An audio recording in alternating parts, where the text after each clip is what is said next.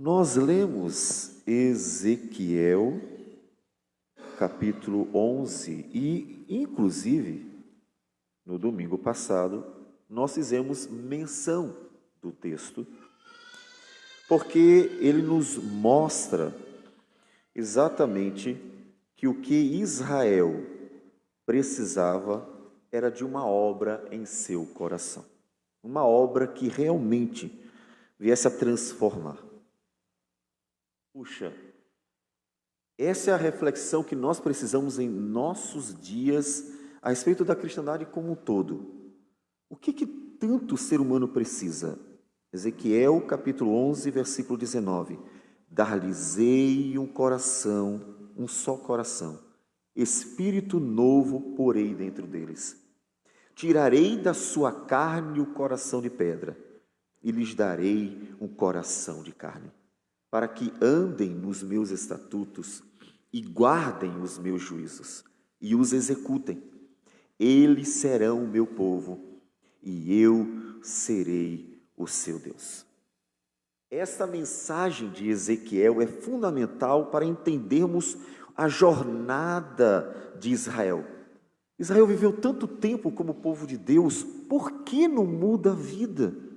Israel viveu tanto tempo nos livros de Samuel, Reis e Crônicas repete, mas não conseguia viver uma vida para a glória de Deus, não conseguia ter prazer em viver uma vida simples, mas uma vida simples para a glória do Senhor. Por quê? Exatamente por causa da falta de um coração que realmente amasse a Deus. Miqueias capítulo 6, versículo 8, uma mensagem tão simples do profeta, que diz o que Deus quer de todo homem. Ele te declarou, ó homem, o que é bom, e o que é que o Senhor pede de ti? Que pratiques a justiça, e ames a misericórdia, e andes humildemente com o teu Deus. Essa mensagem de Miqueias é para chamar um povo que está por muitos anos, não foram 10 anos, nem 20, nem 100, mas um povo que estava vivendo já por aproximadamente 1000 anos, quase isso, precisando se converter ao Senhor. Se considerarmos, portanto, a saída do Egito, o Êxodo, até mais ou menos o tempo do profeta. Um povo que precisava de um coração novo. É a mesma pergunta, a mesma questão que a gente deve lidar nos nossos dias. O que está acontecendo? Por que falta justiça, misericórdia e humildade? Por que falta uma vida de entrega verdadeira? Cantamos tantos hinos bonitos. A cristandade tem tantas músicas maravilhosas. Por que falta vida? O que está acontecendo? Ezequiel nos diz, falta um coração novo, falta um coração de carne, falta um coração quebrantado, falta um coração que se veja como pecador, falta um coração que veja a graça do Senhor, falta um coração que entenda que precisa das misericórdias de Deus, falta um coração que tenha prazer naquilo que é bom e agradável ao Senhor, falta um coração de verdade, um coração que não seja de pedra, que a palavra não entra porque é de pedra, falta um coração de carne. E é pensando nisso que nós gostaríamos de ir para um texto que ele é a aplicação disso. Não vamos fazer uma exposição daquele capítulo, porque inclusive já mencionamos, já tratamos ele no sermão anterior. Mas queremos trazer a aplicação daquilo que Ezequiel disse que era necessário. Por isso vamos para Gálatas, capítulo 2, versículo 20. Gálatas, capítulo 2, versículo 20.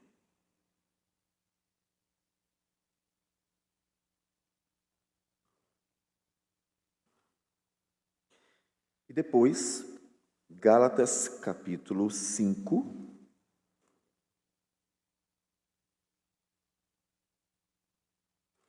versículo 22 e 23.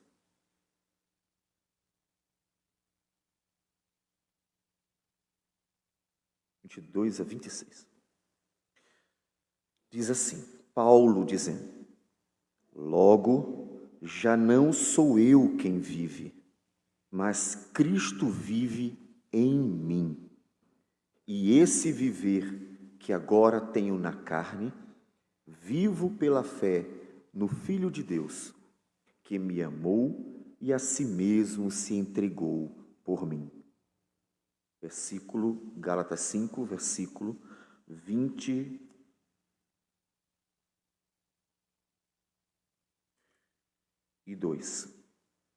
Mas o fruto do Espírito é amor, alegria, paz, longanimidade, benignidade, bondade, fidelidade, mansidão, domínio próprio. Contra estas coisas não há lei. E os que são de Cristo Jesus crucificaram a carne com suas paixões e concupiscências. Se vivemos no Espírito, andemos também no Espírito. Não nos deixemos possuir de vanglória, provocando uns aos outros, tendo inveja uns dos outros. Senhor Deus amado, obrigado porque o impossível foi feito. O cristianismo não é feito de uma instituição político-eclesiástica. O cristianismo é Cristo. O impossível foi feito há 2000 anos atrás. Transformar homens carnais, homens duros de coração, pecadores diante de um Deus irado, dignos de toda condenação, vidas perdidas, cheias de ódio, de injustiça e de maldade. Pegar toda essa miséria que é a vida humana e simplesmente justificar o pecador, transformar sua vida, possibilitar uma nova vida, a começar com o coração de cada um.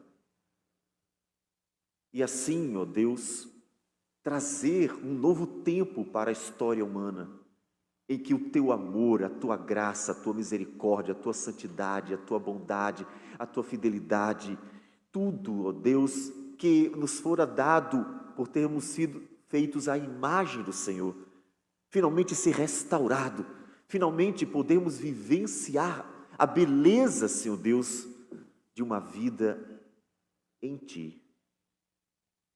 Portanto, Senhor Deus, nós Te louvamos por este milagre que o Senhor operou. Mas, Senhor, precisamos relembrá-lo sempre. Cada geração tem mostrado a necessidade de estarmos relembrando isso. Portanto, ó Deus, fala aos nossos corações e opera com o Teu poder, com o poder do Teu Espírito, para que o Teu nome seja glorificado no nascer de novo, na conversão, na transformação, num viver segundo Cristo, o nosso Senhor. E é em nome dEle que nós oramos. Amém, Senhor. Amém. A carta aos Gálatas, ela nos fala de um problema muito sério naquela igreja. Não vamos fazer a exposição da carta toda. Mas para vocês entenderem, o problema é que eles estavam tentando voltar para a lei. Ou melhor, estavam sendo induzidos a isso. Pessoas que Paulo vai chamar de falsos irmãos, estavam levando a igreja para uma vida que é exatamente aquela vida anterior, aquela miséria anterior. Uma miséria que Ezequiel, como nós acabamos de ler, testemunhou a miséria de um povo que na dureza de seu coração tinha todos os ritos, tinha todas as práticas aparentes, mas vivia a miséria diante de Deus, tanto na sua prática social, quanto nos seus cultos pagãos, porque estavam misturando com os ídolos também. Então, Paulo está simplesmente abismado, ele está tão abismado que no capítulo 3 ele diz assim: ó Gálatas insensatos, O tom dele mostra como ele está perplexo, ele não dá para entender como é que uma pessoa que conheceu a graça redentora, a justificação pela graça, que conheceu a misericórdia do Senhor, que viu como Cristo tratou com compaixão os pecadores miseráveis, e tudo isso operado, quer voltar para uma vida de dependência das obras da lei, uma vida de autojustificação. Ele está perplexo. E os primeiros versículos do capítulo 3 mostram isso. Quem vos fascinou a vós outros, ante cujos olhos foi Jesus Cristo exposto como crucificado? E ele precisa urgentemente exortar a igreja a voltar à graça do Senhor, a uma vida com o Senhor.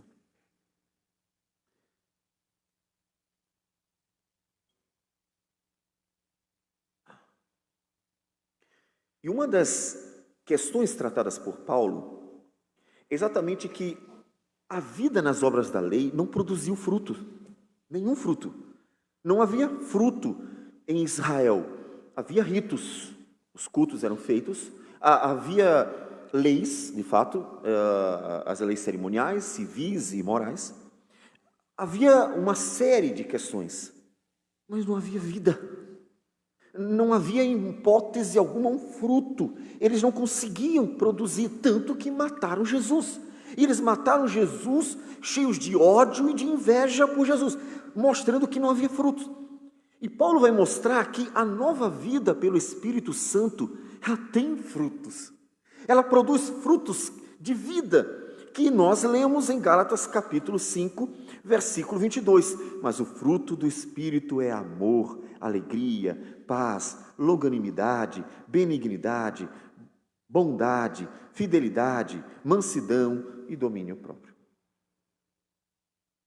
Mas o versículo chave para a gente entender essa nova vida é exatamente Gálatas 2:20, que tem tudo a ver com o que Ezequiel está falando lá em capítulo 11, e depois repete no capítulo 36. Logo, já não sou eu quem vive, mas Cristo vive em mim. E esse viver que agora tenho na carne, vivo pela fé no Filho de Deus, que me amou e a si mesmo se entregou por mim. As palavras de Paulo sobre aquilo que aconteceu na sua vida, aquele homem que estava perseguindo a igreja e concordando com a morte, inclusive de Estevão, um homem de Deus que aparece em Atos capítulo 7, aquele homem que estava inspirando ódio contra o povo de Deus e foi a Damasco para perseguir e aprisionar homens, mulheres e crianças, agora está tão transformado que está pronto para dar sua própria vida pela igreja do Senhor. Algo aconteceu nele, não foi a lei que disse a ele apenas, porque ainda que a lei seja boa, ela não era capaz de mudar aquilo que é fundamental no homem, mudar o coração dele e fazer aquele coração ter realmente prazer em Deus, reconhecer sua miséria e buscar em Deus aquilo que só Deus pode operar, uma nova vida. Tanto que ele diz, já não sou eu quem vive. Se ele vivesse segundo ele, ou seja, segundo um pecador, não seria esse Paulo que nós conhecemos nas cartas. Quando você vive segundo você, segundo o que você quer, segundo as suas próprias vontades, segundo o que você acha que é melhor para você mesmo, inclusive, você não vive segundo Cristo. Porque Cristo não faria o que você faz, Cristo não agiria como você age, Cristo não seria injusto, não seria mau, não seria leviano, Cristo não seria mentiroso e assim por diante. As maldades dos homens, Cristo jamais faria isso. Paulo diz, eu me livrei disso, mas por quê? Porque já não sou eu quem vive. Por que não sou eu quem vive? Porque morremos com Cristo. E Jesus havia dito isso. Em Mateus 16, versículo 24.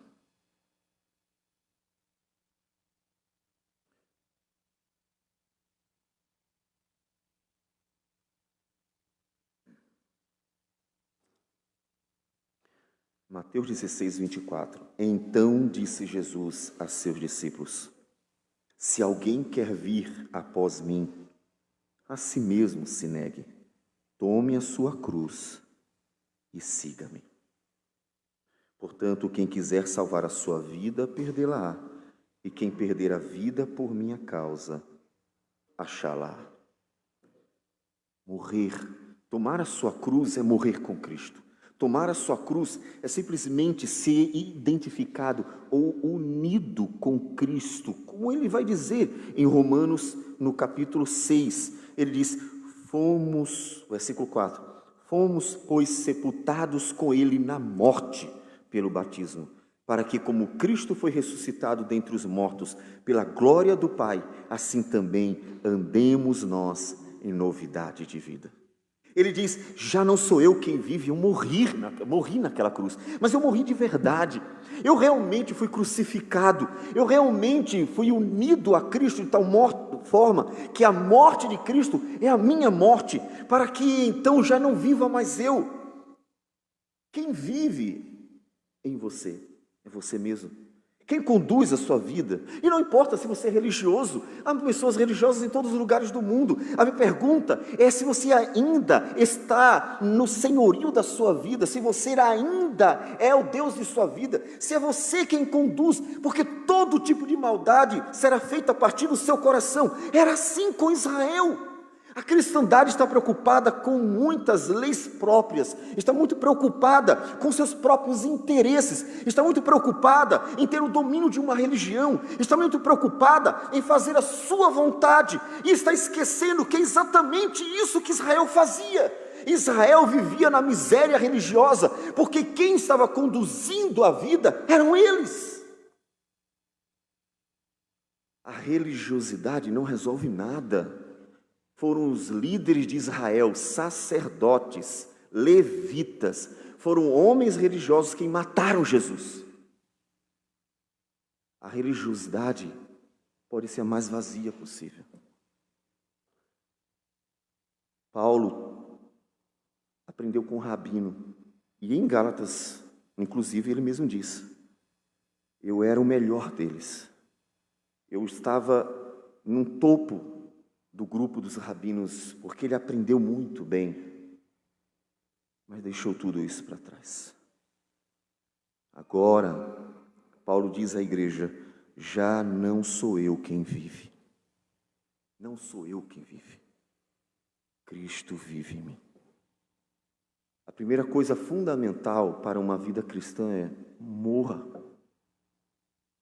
Isso não é uma ofensa. Isso não é um mau desejo, isso é uma necessidade. Morra. Enquanto você não morrer, como disse o Senhor Jesus, aquele que quer salvar a sua vida, aquele que quer que a sua vida, de fato, venha a permanecer segundo sua vontade, segundo os seus desejos, segundo o seu coração. Quando Jesus voltar, o que será? A primeira coisa necessária é morra. Morra na cruz do Calvário. Seja encravado na cruz do Calvário. Se entregue na cruz do Calvário. Por meio dessa união, que inclusive é aqui representada, conforme a ordem do Senhor Jesus, na ceia do Senhor. Morra. Morra. Eu sei, você tem muitas vontades, você tem muitos sonhos, muitas vontades, muitos desejos, muitas ideias, você tem muitas coisas, você tem você. E você que é o problema. É Jesus nos mostra, nós é que somos o problema. O problema está exatamente no homem, não é a parede dessa igreja, não é a estrutura de uma religião, não é qualquer que seja a coisa externa a nós. O problema não está nisso, o problema está no homem, o problema é o homem. Por isso, Romanos capítulo 3, Paulo fala da miséria humana, como vocês bem sabem. O problema é o ser humano. Como ele diz, não há um justo nem um sequer, não há quem entenda, não há quem busque a Deus, todos se extraviaram, a uma se fizeram inúteis, Não há quem faça o bem, não há nenhum sequer. A garganta deles é sepulcro aberto, com a língua urdem engano. Veneno de víbora está nos seus lábios. A boca eles a têm cheia de maldição e de amargura. São os seus pés velozes para derramar sangue. Nos seus caminhos há destruição e miséria. Desconheceram o caminho da paz. Não há temor de Deus diante dos seus olhos. E o mais interessante, que deve nos deixar sempre triste, é que ele está escrevendo e se referindo tanto a judeus quanto a gentios. Ele não está se referindo apenas aos pagãos romanos, que tinham seus deuses, que tinham seus ritos, que tinham todos os pecados conhecidos pelos judeus, toda a sua idolatria. Não, ele está se referindo a judeus também.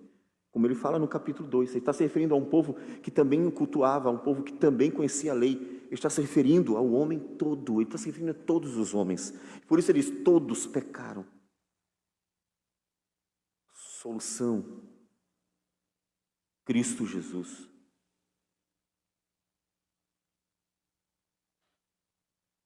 Começa com a morte. Morra com ele na cruz. Porque o problema não está no outro. O problema está em você. O meu problema começou comigo. O seu problema começou com você. Você é o problema. Mas eu tenho ideias tão boas. Sim, você foi feito à imagem de Deus. Mas você é o problema. Paulo era o problema. Paulo era o problema. Por isso foi necessário Paulo ser crucificado. E é só quando você é crucificado com Cristo que então começa uma nova vida. Porque, como disse Jesus, é preciso a semente morrer para ela germinar. E então começar a crescer e produzir. Você ainda está vivo. A impressão que eu tenho é que tem pessoas que é como se naquele momento que é para morrer, vai morrer, mas está nos últimos suspiros da morte. E aí de repente ele começa a fazer de tudo para reviver. E aí chama os médicos, e o boca a boca, e as máquinas para ressuscitar. Não, eu estou com medo de morrer, eu estou com medo de morrer. Mas é exatamente na morte que você começa uma nova vida. Morra, porque você é o problema, para que Cristo então habite em você. Não é só morrer, não é só enterrar, é encerrar uma velha vida. É ter essa velha vida como um passado, como Cristo que morreu por nós em nosso lugar, mas ressuscitou. E o versículo continua. Já não sou eu quem vive, mas Cristo vive em mim. Jesus nos uniu a Ele não só na morte. Jesus não apenas disse assim, morram comigo. Não, então a morte é a salvação. Não. A morte não é a salvação. Cristo é a salvação. Mas morrer com Cristo é o começo para poder ressuscitar com Ele. Porque para ressuscitar é preciso morrer, concordo? Ninguém ressuscita se não morre. É preciso morrer para ressuscitar. É preciso matar o velho homem para nascer o novo homem.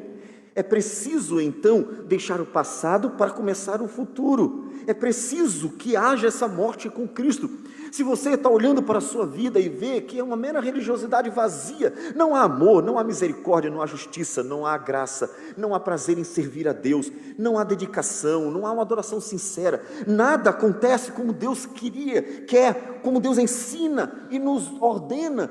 Você percebe a miséria de uma vida meramente religiosa, é porque você está insistindo em se manter vivo. Morra! Esse é o começo da nova vida. Esquece você. Paulo diz, Cristo vive em mim.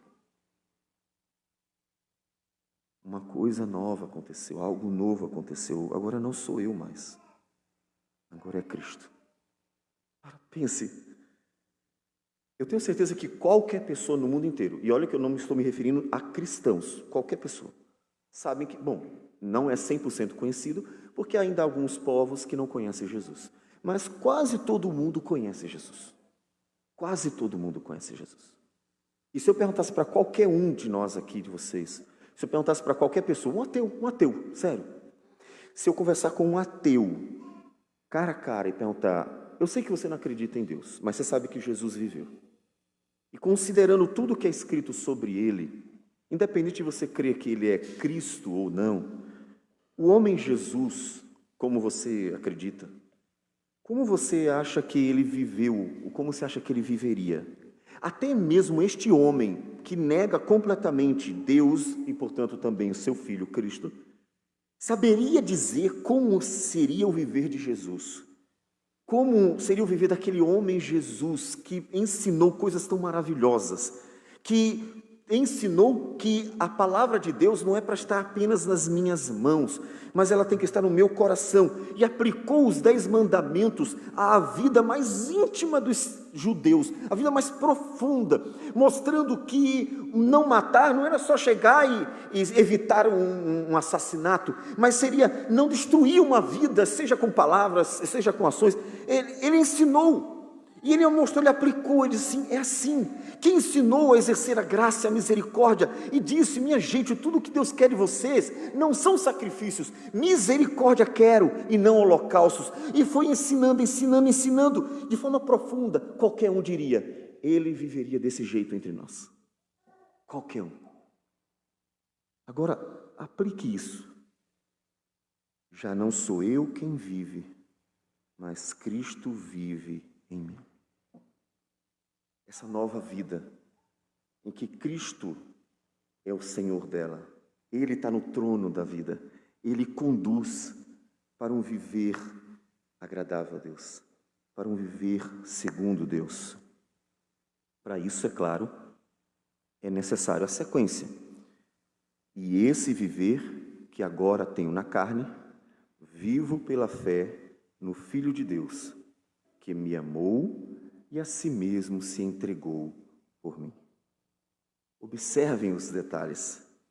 E esse viver que agora tenho na carne, ou seja, morri com Cristo, mas ainda estou em carne aqui, ainda estou, vivendo até que Jesus volte. Vivo pela fé. A união com Cristo pela fé no Filho de Deus. E olha o detalhe, que me amou e a si mesmo se entregou por mim.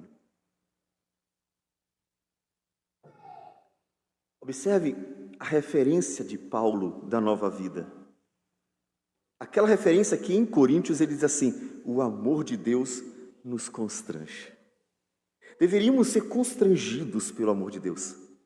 Ele diz que Deus amou, e amou de tal ponto, tal forma, que ele, sendo um miserável pecador, perseguiu a igreja, concordou com a morte de Estevão, foi atrás de cristãos para prendê-los e matá-los até, se fosse o caso.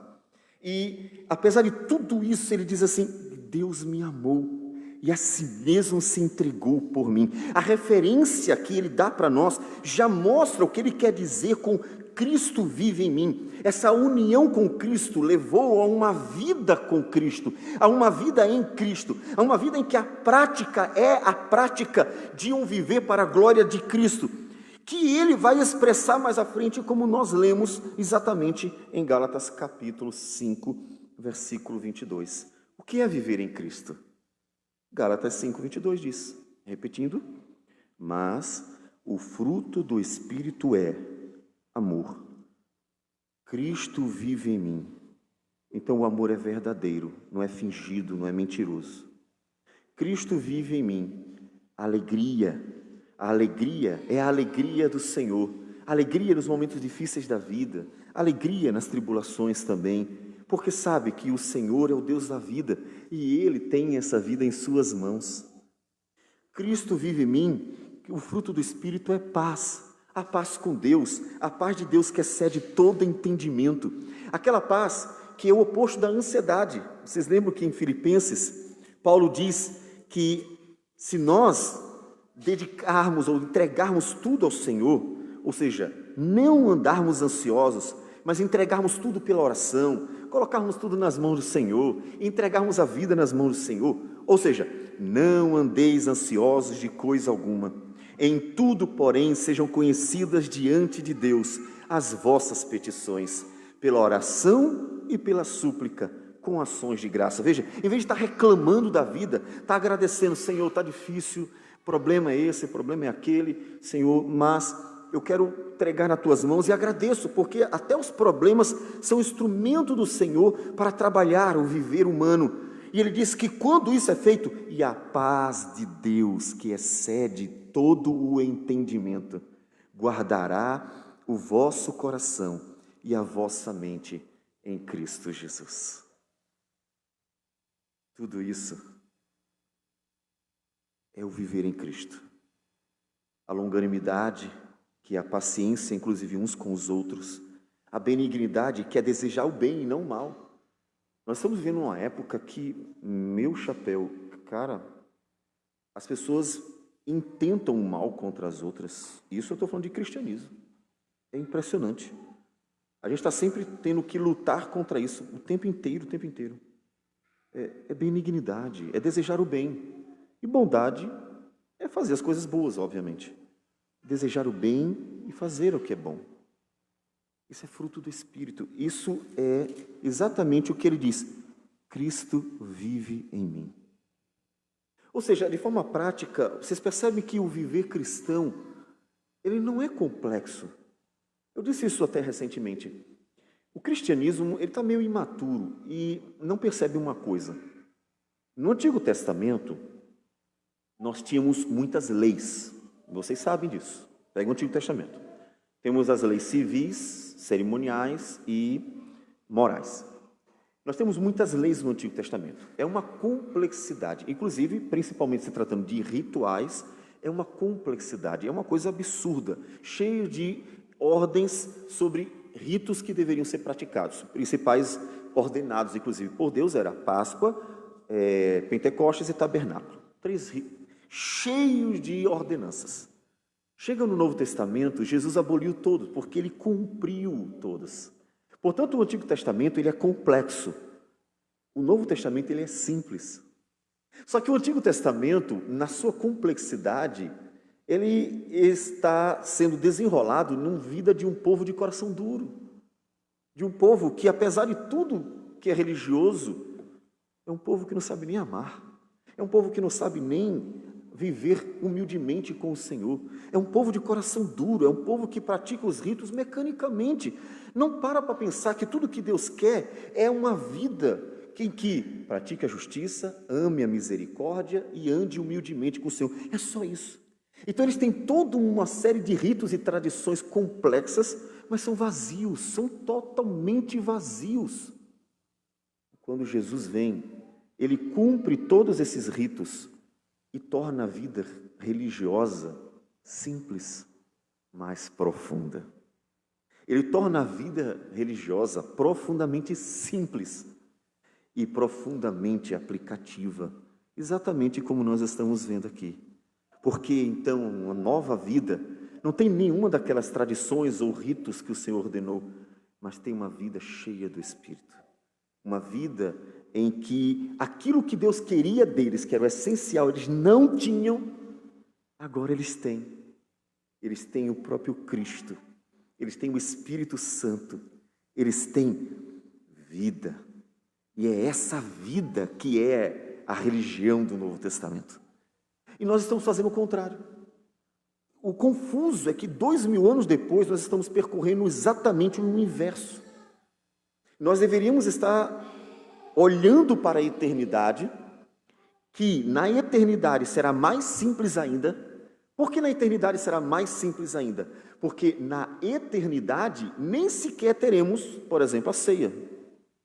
Por quê? Porque o Cordeiro estará conosco, ainda que Jesus disse: não tomarei esse cálice até que eu venha. Não terá mais batismo. Não haverá mais aquilo que o Senhor Jesus colocou como temporário. Por quê? Porque o propósito, como diz Coríntios, é que estes elementos que foram deixados, que são bem mais simples do que o Antigo Testamento, têm o propósito de nos orientar, nos abençoar e nos exortar, nos confortar no tempo presente, enquanto Jesus está lá. Jesus subiu aos céus e a gente passa por lutas, perseguições, angústias, dificuldades. A gente passa por um monte de coisa. E aí a gente lembra, toma a ceia. Ah, Jesus vai voltar. Vou continuar perseverando. Não vou desistir. Então esses ritos mais simples, mas mais abençoadores, eles não existirão mais na eternidade. Por quê? Porque na eternidade, aquele para quem tudo apontava, estará conosco. Eu não preciso de uma carta se eu tenho uma pessoa, eu não preciso da ceia se eu tenho o próprio Cristo para quem ela aponta. Então, na eternidade, não teremos mais elementos que foram dados temporariamente. O que isso mostra? Que a jornada da salvação, ou a história da redenção, ela tem uma ascendência espiritual, mas ao mesmo tempo ela vai se tornando mais simples, vai deixando de ter todos os elementos que são complexos, e nós estamos fazendo exatamente o oposto. O fenômeno denominacional está voltando, inclusive nós temos igrejas messiânicas, né? Nós estamos vendo em nossos dias o que é uma apostasia. Por que uma apostasia? Porque é a negação da realidade. Tudo que Deus quer é que nós vivamos em Cristo. Cristo vive em mim. E em vez de Cristo estar vivendo nas pessoas, elas estão procurando ritos. Muitas, principalmente no meio pentecostal, igrejas locais, denominações, estão trazendo de volta ritos do Antigo Testamento. Isso mostra que nós estamos vivendo uma era de apostasia, porque quando nós negamos aquele que está presente para ter uma sombra dele, estamos negando então aquilo que Jesus nos ensinou, a fé. E isso é apostasia, a negação da fé. A vida cristã é simples, é Cristo. Não é uma série de ritos, é Cristo. E na eternidade, só Cristo. Na eternidade estarão só aqueles que estão em Cristo. E na eternidade viveremos apenas a beleza do próprio Cristo. E é tudo o que você precisa. Não é complicado. É profundo, mas não é complicado. É Cristo. É tudo o que você precisa. E você tem. Paulo diz: vivo pela fé no Filho de Deus, que me amou e a si mesmo se entregou por mim. Basta. É suficiente.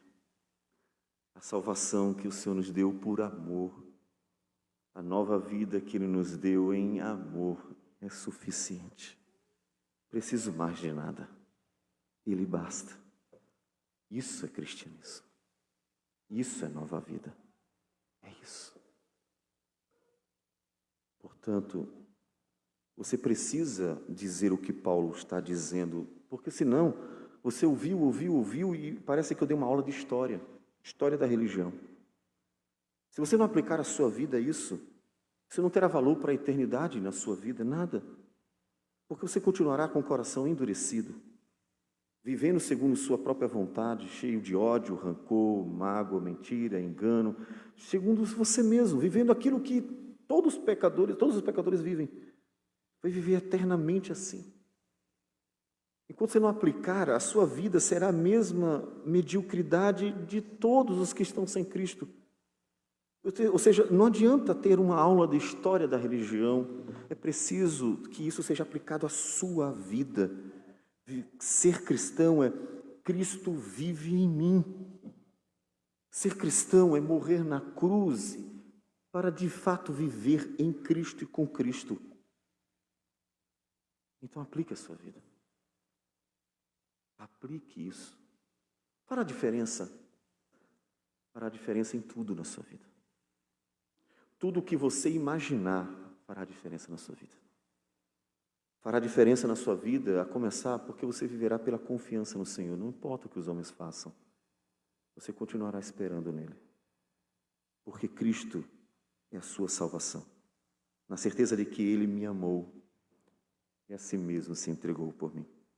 Fará diferença porque você reagirá da melhor forma possível pela graça do Senhor. Porque você sabe que agora a sua vida é dele, pertence a Ele. É totalmente dele. E isso fará toda a diferença. Fará diferença porque você desfrutará, inclusive, da alegria. Você que vive com medo da morte, medo de morrer. Ai, se acontecer de um acidente, se acontecer isso, se acontecer aquilo, e você tem medo de morrer. O medo da morte mostra quão infeliz você é, porque você vive na insegurança. A vida é assim. Qualquer pessoa pode morrer a qualquer momento. Não precisa nem sequer de grandes coisas. Pode se morrer do coração, pode se morrer. Não precisa de uma pandemia para se morrer. Você pode morrer em casa dormindo. Para morrer basta estar vivo, já diz o ditado popular. O medo que você tem, porque você não tem esperança. Cristo vive em mim, é viver uma esperança verdadeira. Ele é o meu Senhor, Ele vive em mim, isso basta. Paulo, no momento mais difíceis da sua vida, lembrava disso e ouviu Deus falar.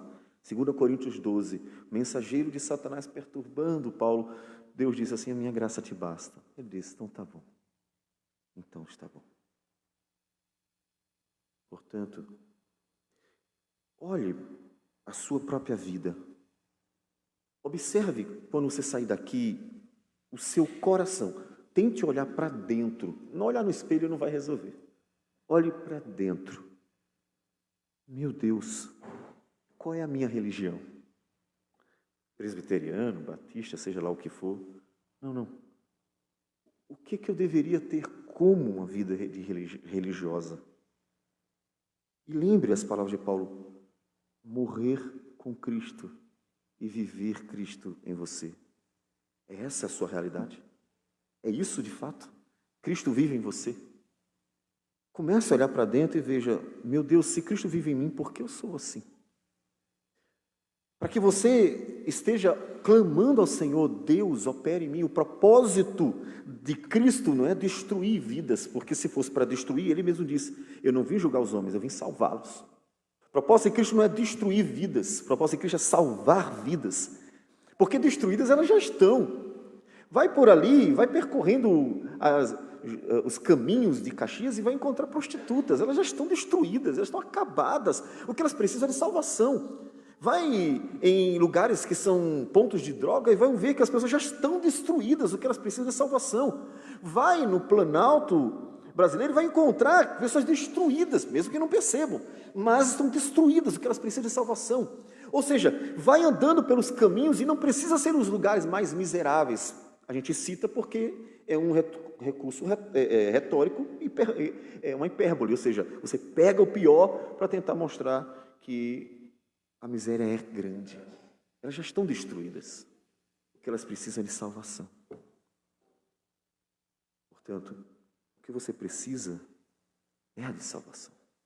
O que você precisa é de Cristo. Por isso você precisa olhar para Ele. Parem de olhar uns para os outros. Parem de olhar para a denominação. Parem de olhar para as quatro paredes. Parem de olhar para isso. E comecem a olhar para Cristo. Comecem a olhar para aquele que não só nos justifica de todo pecado, mas também nos dá nova vida. Que também possibilita um viver diferente, um viver para a glória dele. Aquele que dia após dia vai transformando-nos, vai operando, vai edificando, vai transformando o coração, como diz Paulo, 2 Coríntios 3, versículo 18. 2 Coríntios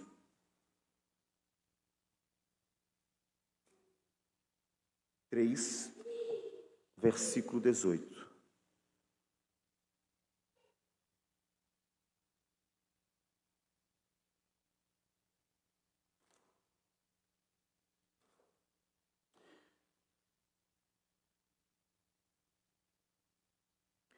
E todos nós, com o rosto desvendado, ou seja, vendo, né? Tirou o véu, né? Que estava cegando, contemplando como por espelho a glória do Senhor, somos transformados de glória em glória. Veja que não é de uma hora para outra.